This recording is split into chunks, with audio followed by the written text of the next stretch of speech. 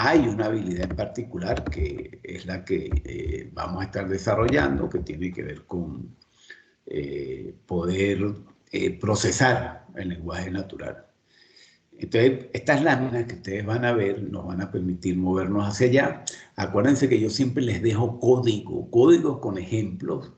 Códigos van a ver, tanto les dejé, en el caso de aprendizaje, les dejé un buen número de códigos para aprendizaje por reforzamiento, aprendizaje basado en esquemas supervisados y no supervisados. Es decir, tiene un ejemplo de cada uno de los tres grandes tipos, a pesar de que supervisado y no supervisado. Les di un background muy general, porque eso implica un curso entero. Por lo menos ahí tienen las ideas de base que les permiten desarrollar esas habilidades a nivel de código como aprendizaje por reforzamiento, que ahí me dediqué un poco más. Aquí el tema es que la gente va a ser una gente que va a requerir percibir su entorno. En los otros casos lo hemos supuesto que lo percibe, pero lo vemos como una entrada y ya. Y con esa entrada él actúa. Lo que es importante acá es que la gente necesita desarrollar habilidades que le permitan, por ejemplo, hablar, o por ejemplo, reconocer qué puede estar pasando en el entorno. Es decir, que eso implica ciertas habilidades para poder analizar lo que está en el entorno y poder eventualmente hablar. Nosotros nos vamos a dedicar más que todo a el análisis del entorno, del contexto, más al segundo caso. Lo que sí es cierto es que en cualquiera de los dos casos, el agente está rodeado por un conjunto de símbolos o señas que debe entender para poder tomar decisión. Y para eso el agente tiene un conjunto de, como los humanos, tiene un conjunto de posibilidades. Nosotros tenemos 5 fuentes de percepción, naturalmente. ¿Cuáles son esas 5? ¿Alguno lo quiere comentar? ¿Ah? ¿Cuáles son esas 5 fuentes que nosotros tenemos naturalmente? Andrea, ¿cuáles son esas 5 fuentes que tenemos naturalmente? ¿Ah? De insumo que nos ayudan a nosotros. Andrea. Sí, estoy aquí, profe, ya va. Estoy pensando, profe. Elías, comenta. ¿Cuáles son? Tenemos, Andrea, coméntanos. Ajá, los 5 sentidos. Adelante, Andrea. Los 5 sentidos, profe. Yo creo que el que está teniendo problemas soy yo porque no los escucho. Sí, Pero, soy yo, discúlpenme. Así que adelante. Y René también puede intervenir con lo otro. Dale, Andrea, porque soy yo el que no estaba escuchando. Adelante. solamente dije que, o sea, los 5 sentidos. Correcto. Nosotros Correcto. tenemos la Perfecto. información. Perfecto, son los 5 sentidos. Y son los 5 sentidos los que usamos nosotros. A nivel computacional se han desarrollado de esos 5 sentidos 2. Eso los voy a comentar más adelante. Pero fíjense que la idea es uno poder también percibir como perciben los humanos. Cuando digo uno, a nivel computacional. A nivel computacional se ha trabajado sobre todo mucho a nivel de toda la parte auditiva y toda la parte visual. Hay otras que no se ha trabajado nada y la gran apuesta actualmente es tacto. Internet táctil es la gran apuesta. Acuérdense que yo se los comenté en la primera clase. Incorporar el tacto ya serían 3 sentidos que podríamos estar explotando a nivel computacional. Pero en el curso 2 perfectamente se pueden explotar. Entonces esos 2 señores que se pueden explotar implican ciertos algoritmos, ciertas lógicas, ciertos aspectos a considerar. Lo que sí es importante es que en el humano nosotros tenemos mecanismos para procesar toda la información que nos viene a través de los 5 sentidos. Eso se convierte en estímulos para nosotros y a partir de esos estímulos nosotros actuamos. Lo que es importante es que la manera como percibimos cada individuo es distinto. Nosotros vemos las cosas no de una manera homogénea. La manera como Andrea y René, por ejemplo, me escuchan puede ser totalmente distinto. ¿Por qué? Porque hay algo individual en cada uno. La manera, el marco cognitivo de cada uno les hace interpretar incluso de manera distinta a aquellos que están escuchando. Es decir, que hay una parte individual. Individual, porque la percepción pasa por varios pasos. Primero, nosotros vemos cuáles son los sin querer, hacemos un proceso de selección de estímulos que es a lo que le prestamos atención. Nosotros le prestamos el estímulo a unas cosas y otros individuos a otras. Por dar un ejemplo, para alguien que ha estudiado música, a una persona virtuosa en la música, esa persona va eventualmente a escuchar sonidos cuando alguien está interpretando totalmente distinto a lo que alguien, por ejemplo como yo, que no soy experto musical, estaría escuchando. Es decir, sería más sensitivo a esos sonidos. Hay un filtro especial que uno además lo va entonando, lo va practicando, lo va mejorando. Eso le permite organizar la información a cada uno de maneras distintas, a encontrar patrones. Entonces un virtuoso estaría identificando esa calidad musical a partir de los sonidos, lo que le permitiría interpretar y eventualmente dar una respuesta. Bueno, fíjense, todo esto es para cualquiera de los 5 sentidos. Y fíjense que eso va a implicar pues, un conjunto de mecanismos que se requieren en cada caso para poder explotar esa entrada. Además de eso, fíjense que yo tengo ese mecanismo sensorial que me permite recibir la información, que además pasa por esquemas de representación que yo tengo internos para hacer ese proceso de clasificación, pero que además es interpretado según mis características emocionales. Y algunas cosas interesantes es que surgen, esa información que está llegando, pueden generar eventos que impliquen que yo deba actuar. Es decir, se convierte en datos, se convierte en información útil para mí, que yo debo utilizar para lo que estoy haciendo. Entonces la percepción tiene características importantes. Ahora bien, lo que yo percibo tiene características internas o externas que hay que considerar. Las características internas tienen que ver con mi personalidad, es decir, yo percibo caracterizado por mi marco cognitivo, por mis emociones, etcétera, por mis motivaciones. Fíjense que hay cosas que yo puedo percibir en un momento que si estoy desmotivado en otro momento no las percibo. Y además de eso, los factores externos tienen que ver con lo que estoy percibiendo. Las características de eso que percibo, que son intrínsecas a él. Entonces, esos dos elementos juegan un papel importante. Y como les he comentado, es un proceso que es propio a cada individuo. No todos percibimos de la misma manera, con las mismas características, con el mismo interés. Y está además enmarcado en lo que hemos aprendido. Indistintamente de esas características externas que son comunes a cada uno de ellos. Ahora, esas características externas varían según lo que estemos percibiendo. Por ejemplo, cuando hay visión, eventualmente lo que voy a percibir es una dirección, una velocidad.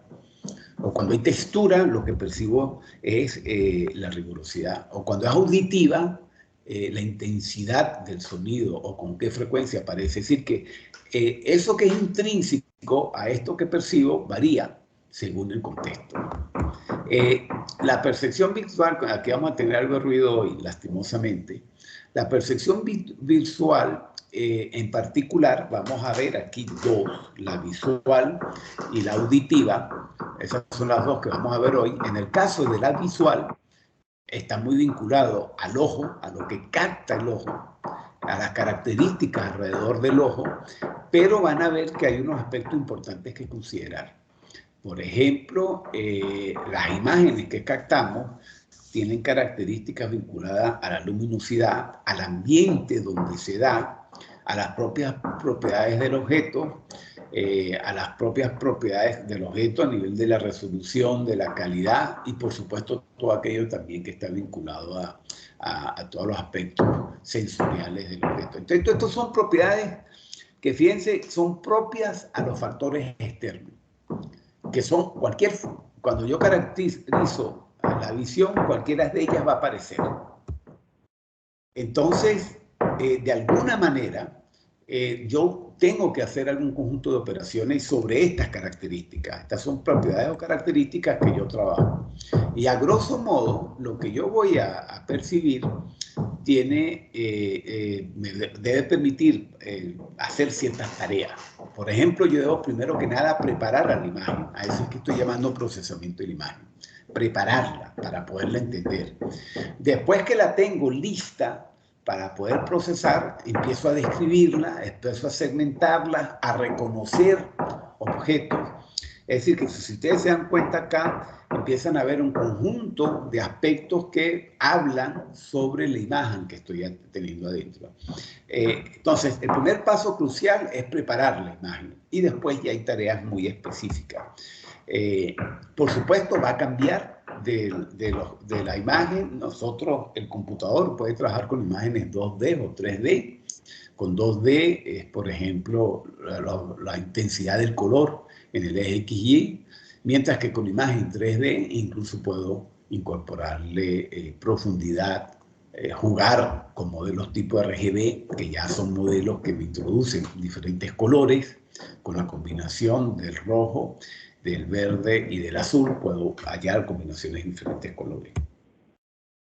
A grosso modo, la tarea de procesamiento, solo la de procesamiento, implica capturar la imagen, preprocesarla, que es donde digo yo preparar la imagen, extraer, lo que habíamos dicho, extraer los objetos, extraer características para después poder reconocer. Y esto que estoy comentando acá no está muy lejos de lo que hace el ojo, solo que lo hacemos de manera tan natural y tan dinámica que no nos damos cuenta. Entonces, particularmente, yo me voy a dedicar a hablarles un poco de algunas de estas características. Por ejemplo, captar la imagen es tener una representación de la imagen. Por ejemplo, puede ser una matriz como esta, que me está identificando. Fíjense que aquí hay un árbol, yo podría convertirlo en una matriz de tonalidades que se convertiría finalmente en números.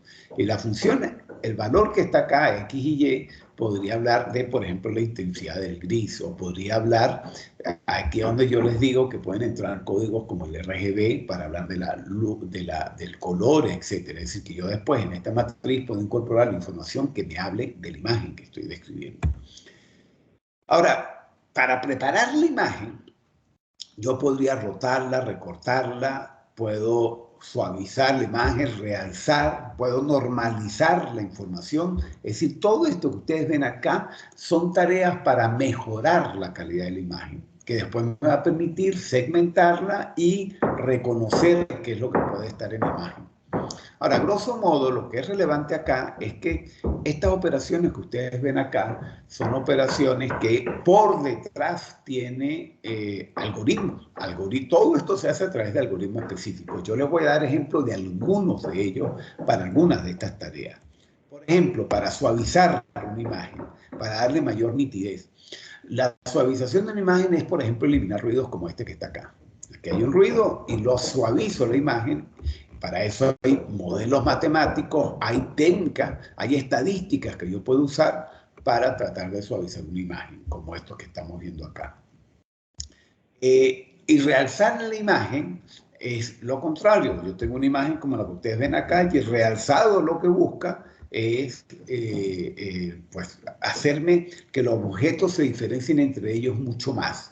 Y para eso lo que se hace es hacer una transformación. Este es, por ejemplo, la matriz que representa un dibujo como esto, y yo lo que hago es diferenciar usando expresiones matemáticas como esta, más los valores de características que hay acá. Entonces, por ejemplo, un 0 lo podría convertir en un valor, porque esto es lo que estoy es convirtiendo los valores a valores distintos. Por ejemplo, 1, 2 y 3 los agrupo en un mismo valor, 7, 8 y 9 los agrupo en un mismo valor y trato de jugar con estas diferencias para hacer una caracterización de los objetos que están en la imagen. Estas son transformaciones, igual que esta que aparece acá, para suavizar. Estas son transformaciones que me permiten realzar objetos que están dentro de una imagen. Otro buen ejemplo es con la segmentación, porque la segmentación lo que hace es extraer objetos de una imagen. Y en la extracción, pues sencillamente lo que estoy tratando es caracterizar a esos objetos que están dentro de una imagen. Entonces, lo primero que yo tengo que hacer es extraer el contorno, los bordes, que es un poco lo que ustedes ven acá. Y para eso también yo puedo, hay diferentes técnicas, yo puedo, por ejemplo, usar la derivada de los números presentes en una imagen, y esa derivada pues va a tener ciertos valores cuando forman parte del borde. Puedo usar también expresiones de este tipo. Lo cierto es que con esas transformaciones que yo hago en mi matriz, me permite reconocer los bordes de una imagen. Entonces, una primera tarea es extraer los bordes. Y una segunda tarea para segmentar es descubrir cuáles son las regiones que están dentro de esos bordes. Y para descubrir esas regiones que están dentro de un borde, es decir, al objeto, hay también diferentes técnicas. Por ejemplo, umbralización o crecimiento. Hay muchas más en la literatura. Aquí lo que les estoy dando son ejemplos. De hecho, todas las herramientas todos los algoritmos estos que les estoy diciendo para tratar, muchas de las herramientas de tratamiento de imágenes, y ahora más que tenemos teléfonos de estos y aplicaciones que captan imágenes muy fácilmente, pues tienen todo esto automatizado. Pero todo esto son modelos matemáticos que permiten hacer eso. Por ejemplo, la umbralización, es decir, que todos aquellos píxeles que pasen cierto umbral están dentro de una zona. O yo puedo también tener algoritmos que me hagan parte de un sitio, de un nodo, y van haciendo crecer a ese nodo en función de un umbral que corresponde a una distancia que hay entre las variables que lo componen. Este es para el modelo RGB, que lo que está diciendo es que si esas diferencias son más pequeñas que un umbral, significa que ese punto, ese píxel, ese punto, pertenece a la región. Un poco viéndolo acá, fíjense que aquí está el umbral, donde sencillamente los píxeles que pasen ciertos valores pertenecen a una región y a otros valores otra región. Eso lo quería a grosso modo un umbral. Yo podría tener un umbral diferenciador por regiones, entonces me haría mucho mejor este proceso, porque fíjense que acá no me diferencia ciertas zonas o ciertas regiones que tiene la imagen. Mientras que el de crecimiento, como les dije, partía de un punto y va buscando en sus vecinos, porque eso es lo que hace esta expresión matemática que ustedes ven aquí al final, ver si en sus vecinos esa diferencia es pequeña, va haciendo, cuando esa diferencia no pasa el umbral que hemos dicho, siguen perteneciendo a la misma región hasta llegar a cubrir una región completamente. Entonces, si se dan cuenta, son métodos completamente distintos para describir zonas completas en una imagen que tengamos. Entonces, fíjense, hemos preprocesado. El preprocesado son modelos matemáticos para tratar de extraer información, cómo realzarla, cómo suavizarla, y los bordes, las segmentaciones para construir objetos. También puedo extraer características, y esto va a ser muy importante, por ejemplo, para los algoritmos de reconocimiento. Acuérdense que esto es una tarea fundamental para las técnicas de Machine Learning. Entonces yo puedo extraer propiedades, puedo extraer métricas del ámbito de la estadística, puedo traer métricas que hablen de la textura. Todas estas son métricas que me describen información sobre el contenido de la imagen. Y yo puedo usar esa información para después, por ejemplo, entrenar a técnicas. Entonces, cuando yo tengo esa información extraída, después de todo ese procesamiento que hice, porque este centro de gravedad, perímetro, etcétera, son de esos segmentos que he extraído, ya puedo pasar a un algoritmo que me permite reconocer un objeto. Y para eso existen muchas estrategias, varias estrategias de reconocimiento visual. Yo les voy a comentar algunas de ellas. Entonces, lo que hemos dicho es que yo he hecho una extracción de características que me hablan de los bordes, del color, de la textura, según la representación que tengo. Y ahora voy a construir modelos que después me permitan reconocer cualquier objeto que venga del mundo en función de lo que he entrenado. Ese es el problema de reconocimiento. Esta parte de reconocimiento tiene varios esquemas. Algunos está basado en modelos cognitivos, con modelos semánticos, donde ustedes ya tienen experticia. Otros son basados en técnicas de Machine Learning y otros son más modelos geométricos. Vamos a comentar rápidamente cada uno de ellos. Fíjense que en el primer caso, que es basado en modelos geométricos, yo tengo modelos del mundo que me representan objetos. Y yo ahora entonces, esos modelos los tengo caracterizados según sus características, etc. Entonces yo tomo una imagen y tengo que extraer esas características de lo que hay adentro, y en función de eso voy a ver cómo hace matching con los modelos que yo tengo. Por dar un ejemplo, yo tengo modelos geométricos que me describen un objeto y yo voy a tratar con esos modelos geométricos de hacer una caracterización de ellos. Y eso implica extraer la característica de los modelos geométricos que he modelado y después hacer esa tarea de matching. Para eso hay varias estrategias. Veamos el ejemplo de esas estrategias, como la de optimización paramétrica o isomorfismo de grafos. En la optimización paramétrica, este es un ejemplo de un modelo que yo podría tener. Y yo en la imagen podría tener esta figura. Yo podría entonces hacer una optimización paramétrica y decir que esta figura que está aquí en negro, al hacer el ajuste, pues es un elipse lo que está representado ahí. Eso es un ejemplo que haría la optimización paramétrica. Y para esta tarea, por ejemplo, existen 3 técnicas que permiten hacer este tipo de ajuste. Entonces, en un algoritmo de reconocimiento por modelos, lo que va es describiendo todos los modelos en imagen y hacer esta tarea que les estoy comentando. Cuando hay isomorfismo de grafos, es algo distinto, porque la idea es que yo tengo grafos que me representan una imagen. Y básicamente este es un grafo que me representa una imagen donde los nodos pueden ser objetos y los arcos, las relaciones entre los objetos. Y entonces yo tengo modelos aprendidos de este tipo de imágenes y yo tengo mi modelo de la imagen actual que quiero reconocer. Entonces yo ahora lo que trato es de ver, cuando uno hace isomorfismo, lo que busca es qué tan parecido es un grafo con respecto a otro grafo. Si esos 2 grafos son parecidos, pues yo digo, reconocí la imagen. Se supone que esta yo la capturé previamente y es por eso que la quiero comparar con la imagen actual. Lo que es interesante es que, como les dije, los nodos representan características, objetos, atributos que pueden estar en la imagen, es decir, que puede representar diferentes tipos de información, tanto de la imagen que yo conozco, que en el caso acá del modelo, porque acuérdense que son sistemas basados en modelo, como de la imagen que yo estoy tratando, que sería equivalente aquí a la de puntico. Entonces, el isomorfismo lo que trata es de hallar si estos 2 son parecidos. Para eso existen varias técnicas en la literatura. La búsqueda con backtracking o la búsqueda de Kikle son ejemplos de técnicas que, igual que estas técnicas, para este caso, esta técnica resolvería el problema de isomorfismo de grafo. Entonces, bueno, esos son ejemplos de mecanismos de reconocimiento basados en modelos. La otra estrategia es basada en conocimiento.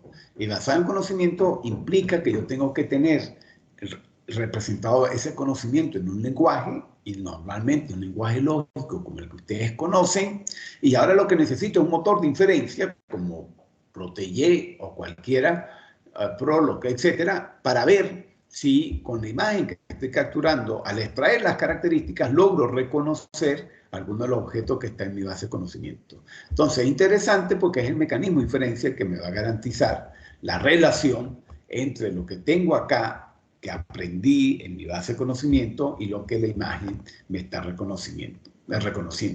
Entonces, fíjense, son finalmente modelos ontológicos que me van describiendo. Por ejemplo, aquí está una casa, aquí está la descripción de la casa, el techo, la estructura geométrica de las paredes, la estructura geométrica de los espacios, y para cada uno de ellos yo voy definiendo clases y subclases que me van describiendo la información de la vivienda, pero también de la vivienda puedo tener información del entorno que me ayuda también a describir. Entonces, teniendo información del interior y del exterior que me describen la vivienda, pero a nivel de conceptos que representan información de los elementos que están en el contexto. Y lo que va a hacer, eso puede ser por cualquier cosa. Fíjense que para un vehículo sería lo mismo. Yo tengo un vehículo, tengo los componentes del vehículo y demás.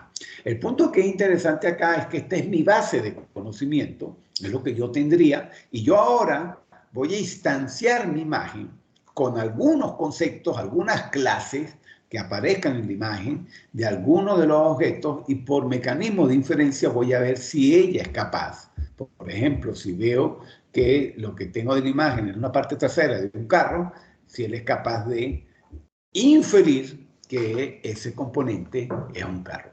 Es decir, que uso los modelos de inferencia inductivo, aductivo, deductivo para un modelo ontológico que tengo definido acá para tratar de, usando alguna de esas estrategias que hemos visto en clase, ver si logro inferir en la imagen el resto de los componentes que puede estar presentes. Si no, pues sencillamente no estaría hablando de un... no estaría hablando de ese objeto que se está tratando de escribir con conocimiento. Un tercer ejemplo interesante es un tercer ejemplo en el cual, en este caso, estamos hablando de modelos de Machine Learning, donde yo entreno, aprendo mi modelo con las técnicas que tengo aquí previstas de Machine Learning, construyo esos modelos de clasificación usando algunas de estas técnicas, hay muchas más, pero por darle ejemplos de algunas de ellas, y después entonces uso esos clasificadores para que a la imagen que estoy reconociendo le extraigo características y logro ver si con esa imagen logro clasificar a los objetos que están en mi imagen. Esta es una estrategia clásica de Machine Learning en donde pues tengo que extraer las características que me definen en la imagen y después clasificar la imagen en función de esas características.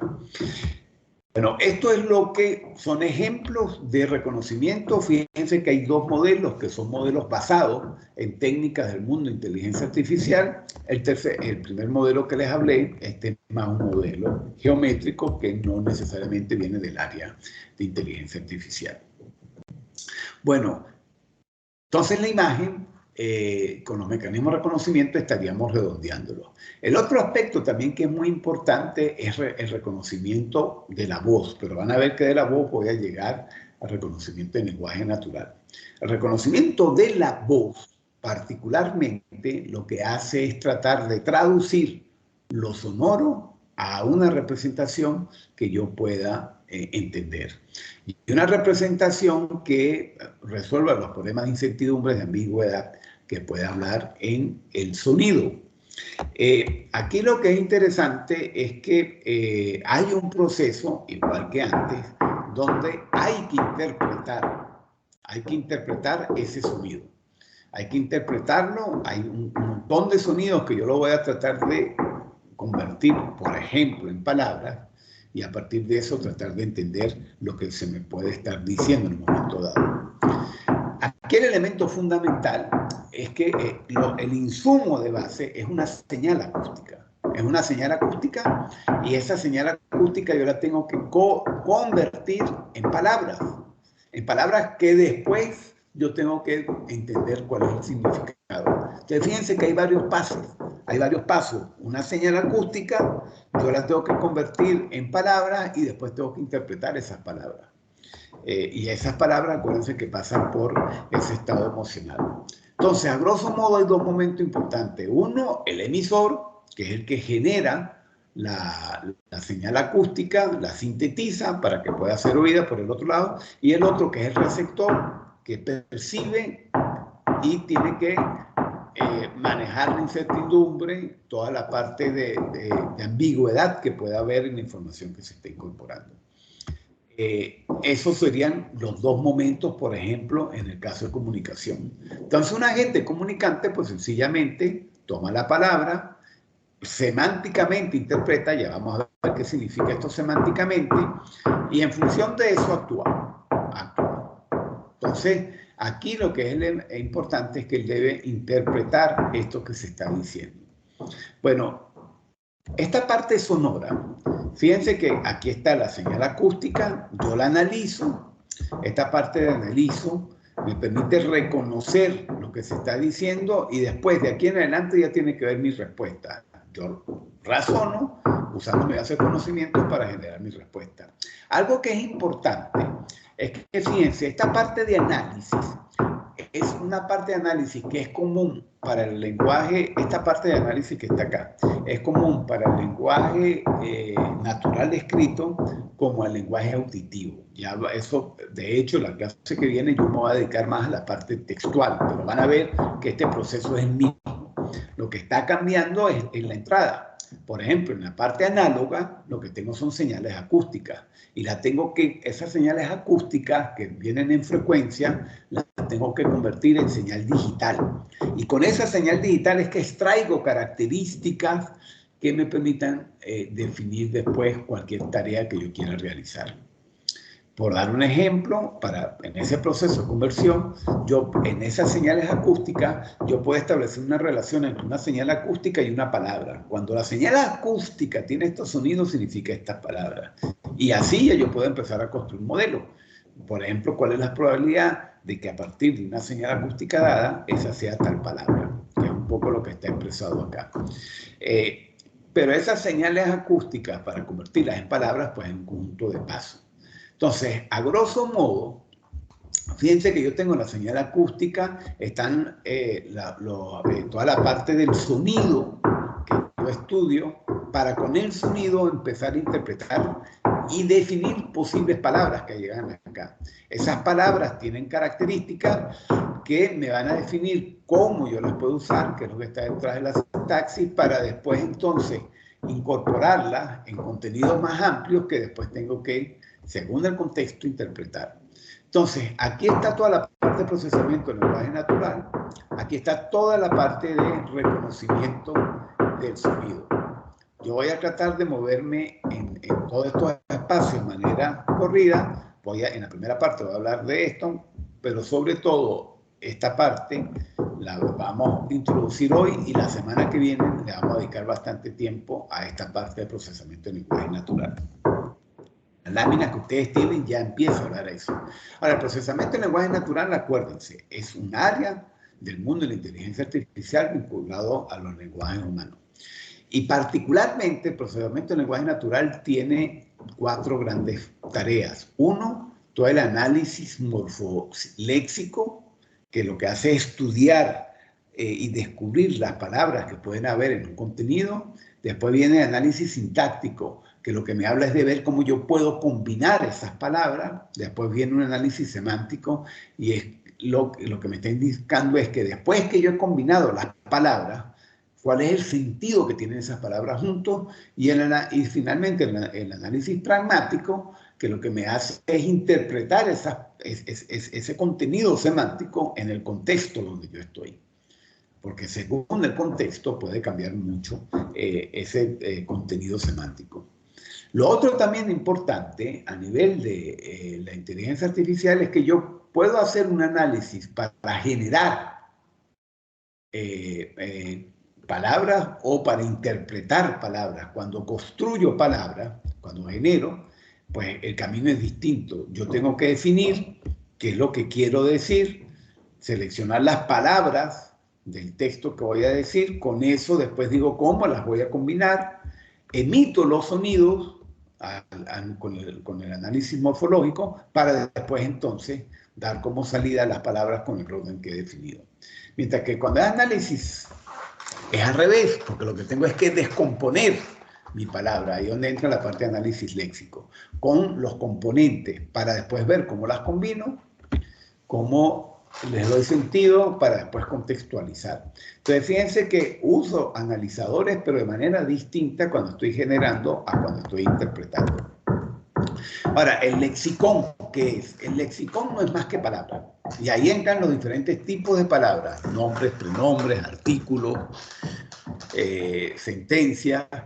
Además, el lexicón lo componen estos componentes: las formas de escribir la palabra, el sonido que acompaña la palabra, las restricciones de uso, etcétera. Todo lo que un lexicón está definido por todo lo que caracteriza cada una de las palabras. Entonces, el analizador léxico lo que hace es estudiar esas reglas léxicas. Por ejemplo, el tipo, cuando es el tipo ya hay un uso dado de la palabra.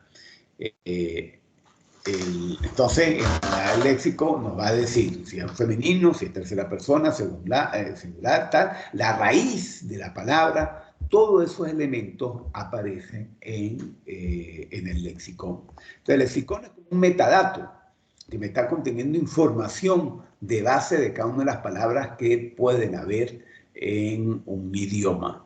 es la que me permite definir esas raíces generales de un grupo de palabras, etc. Si se dan cuenta, es el elemento de base y que según el tipo de palabra, pues va a variar. Entonces, esta diferencia de, por ejemplo, la palabra caliente en un lexicón va a aparecer. Un lexicón va a decir, bueno, caliente en ciertos contextos puede significar calor, en otro contexto que está molesto, estas son las restricciones de uso, etc. Entonces, si se dan cuenta, es un insumo básico. Es un insumo básico. Como dije, el léxico, entre otras cosas que tiene, es la parte morfológica. Y la parte morfológica lo que me está es describiendo la estructura interna de la palabra. Por ejemplo, cuál es la raíz, cuáles son todas sus posibles extensiones. Y las extensiones va a depender si se puede usar en plural o singular, si es un verbo, cómo se conjuga, si tiene sentido femenino o masculino, etc. Como estos ejemplos que están viendo acá.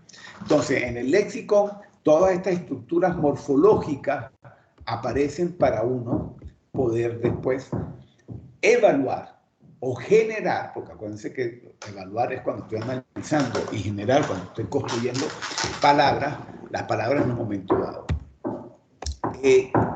El siguiente paso, después del léxico morfológico, es el sintáctico. Y en el sintáctico, acuérdense, lo que voy a evaluar la combinación de las palabras. Por ejemplo, las frases y oraciones que aparecen ahí. Clásicamente, no todo el tiempo se usan árboles, el famoso árbol sintáctico que ustedes vieron en compiladores. Pero yo puedo usar autómatas, fíjense que aquí tengo un autómata también me describe perfectamente reglas sintácticas en algún momento dado. Lo que es importante es que reglas sintácticas que me hablan del comportamiento, etcétera, de las combinaciones, de las reglas de combinación, porque aquí lo que es importante es que el analizador sintáctico me establece esas reglas. Ahora, para eso, normalmente ellos parten de un lenguaje que es el lenguaje que describe las restricciones que están detrás de, perdón, de un lenguaje, no, de una gramática. Y las gramáticas no son más que reglas de producción que me establecen esas reglas sintácticas que puede haber en una sentencia en función del lenguaje que uno esté hablando.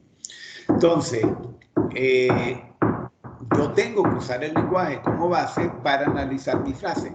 Entonces, existen dos grandes mundos, las gramáticas libres de contexto y las gramáticas, bueno, vamos a hablar primero de este y después les comento las otras. Las libres de contexto lo que hacen es que no usan el contexto, sino sencillamente un conjunto estas son reglas de producción que me dicen cómo yo formo cada uno de estos componentes de mi lenguaje, por ejemplo, una preposición, un pronombre, etcétera. Y estas son las reglas que me permiten construir. Y fíjense que con eso, yo aplicando estas reglas, ya puedo, por ejemplo, evaluar una sentencia como la que están viendo aquí abajo. Yo apago el aspirador. Entonces, yo tengo que definir, y esto me lo dice el lexicón, el tipo de palabra que es, y yo con estas reglas gramaticales, como ya tengo el tipo de palabra, voy a ver qué reglas se cumplen en algún momento dado. Si las reglas se cumplen, pues sencillamente esta sentencia que está aquí construida es perfecta, en lenguaje natural es entendible. Entonces, lo que es importante acá son las reglas de producción que me describen el lenguaje, que es lo que yo estoy usando acá. Esto es bastante importante porque estos lenguajes van a depender del ámbito donde uno esté. Ahora, el libre contexto, porque yo aquí fíjense que no he usado para nada el contexto, lo que estoy evaluando si estas palabras se pueden combinar y cómo combinar. Es decir, que yo puedo sustituir las palabras sin importar el uso que yo le estoy dando en algún momento dado o las posibles relaciones que pueda tener en un contexto dado. Ahora, las gramáticas de cláusulas definidas, a diferencia de las libres de contexto, son cláusulas donde sí incorporo el contexto. Y eso implica que yo voy a tener sentencias, reglas como esta, es decir, estoy teniendo reglas como esta, pero ahora también estoy incorporando hechos del entorno. Es decir, ya tengo información del entorno. Eso implica, como tengo información del entorno, que yo ya puedo tener describir, por ejemplo, oraciones específicas. Los Belmont matan los vampiros. Es decir, que ya puedo,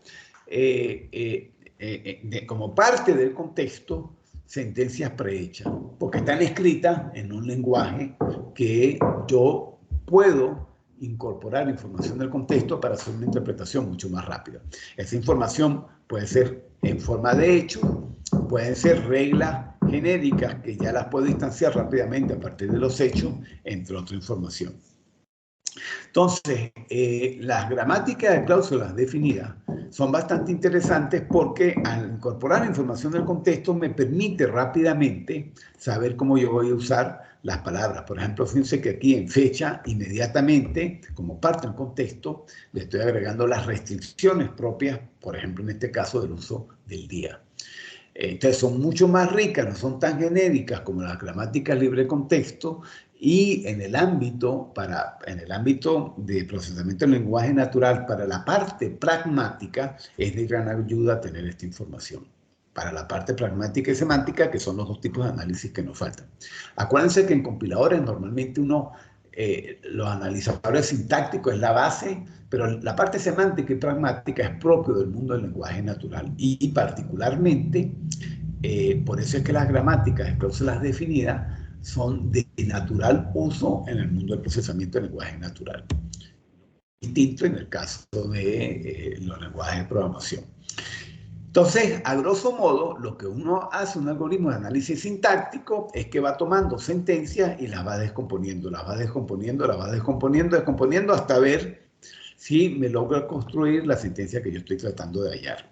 Es decir, que puedo hacer tradicionalmente un análisis de la sentencia de este tipo, donde voy describiendo los componentes, pero también lo podría hacer a la inversa, mi análisis, es decir, ver los tipos de cada uno de los léxicos y ver si las combinaciones son correctas o no. Si lo hiciera de aquí hacia abajo, aquí veo que hay un nombre, después aquí hay un artículo, después entonces voy así haciendo los cambios a ver si logro al final decir si esto es una sentencia que es correcta. Entonces lo puedo hacer de arriba abajo como de abajo arriba este análisis.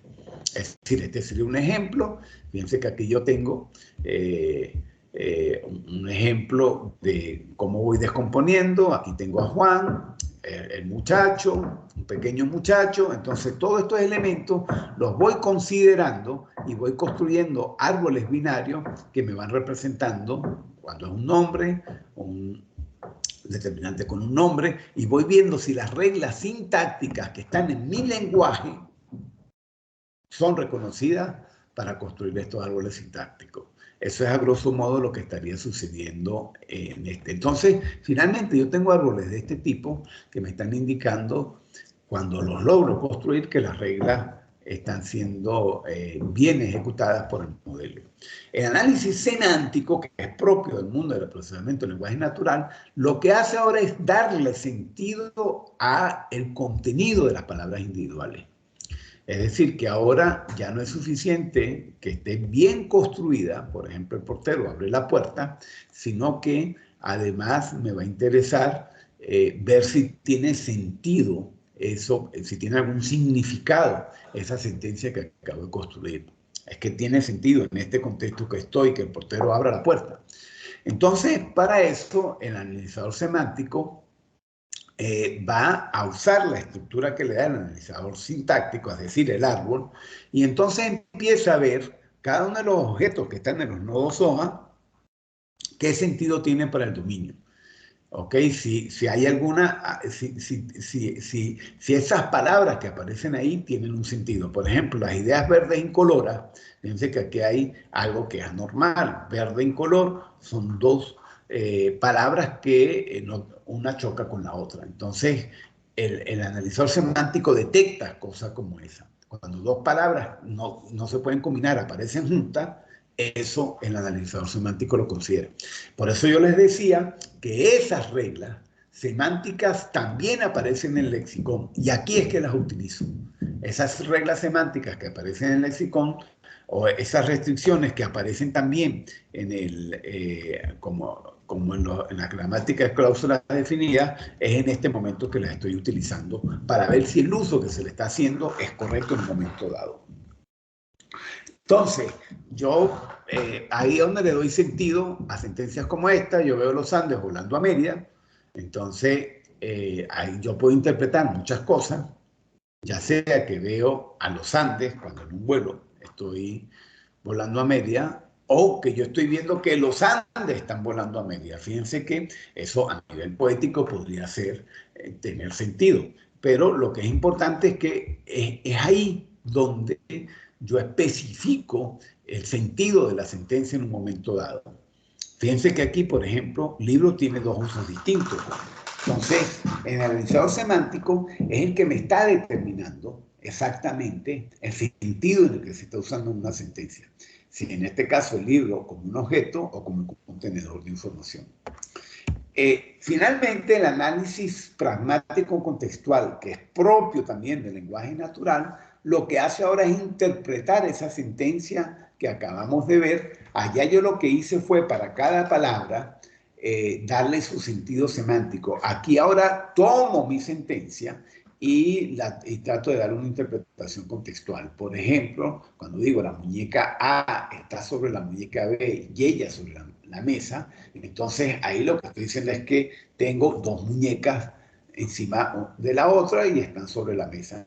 Es a eso lo que yo trato de interpretar. Aquí, por ejemplo, en la siguiente sentencia, Juan está en la habitación con Ana, ahí voy a interpretar quién es Juan, dónde está ubicada la habitación, quién es Ana, en qué momento a nivel temporal ocurrió, etcétera. Y para eso yo uso información como la que ustedes ven acá, es decir, yo puedo reinterpretar algunos de los contenidos de mi sentencia para tratar de entenderlo. Por ejemplo, cuando yo digo, yo vivo en un apartamento, fíjense que ya apartamento, cuando yo hago ese análisis pragmático, lo puedo asociar a la noción de hogar. Es un tipo de hogar. Entonces, el análisis semántico lo que trata es de buscar esas reglas que me permiten darle mayor contenido semántico, contextual, a una palabra, usando pues expresiones como esta.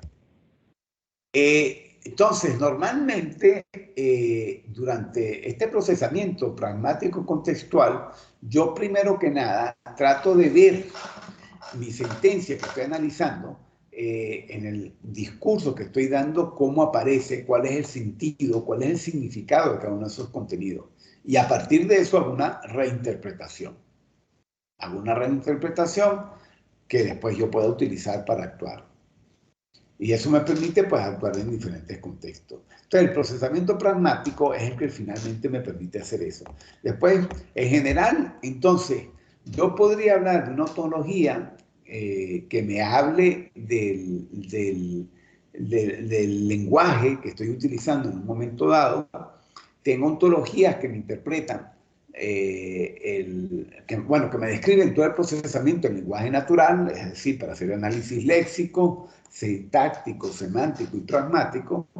Y entonces esa ontología, la ontología para hacer el análisis con la ontología que me describe mi lenguaje, donde están, acuérdense que en el lenguaje están las gramáticas que yo estoy utilizando para describir mi lenguaje, y usando estas dos, con una base de conocimiento que me tienen la información de las palabras, de los lexicons, puedo entonces ahora interpretar cualquier contexto. Eso es a grosso modo lo que está detrás del procesamiento del lenguaje natural. La semana que viene vamos a ya empezar a trabajar con ese procesamiento del lenguaje natural para hacer operaciones a nivel computacional, para que el computador pueda entender estos elementos, y que es un poco lo que ustedes van a ver en los algoritmos que ya pueden empezar a explorar. Bueno, este es a grosso modo lo que están viendo en esta penúltima clase, donde estamos entrando al tema de percepción y vamos a hacer hincapié en la parte de procesamiento del lenguaje natural a partir de este insumo que les he dejado en este primer grupo de láminas. Yo por ahorita no tengo mucho más comentarios porque lo que quería aquí era comentarles lo que estaba en las láminas. Ahora,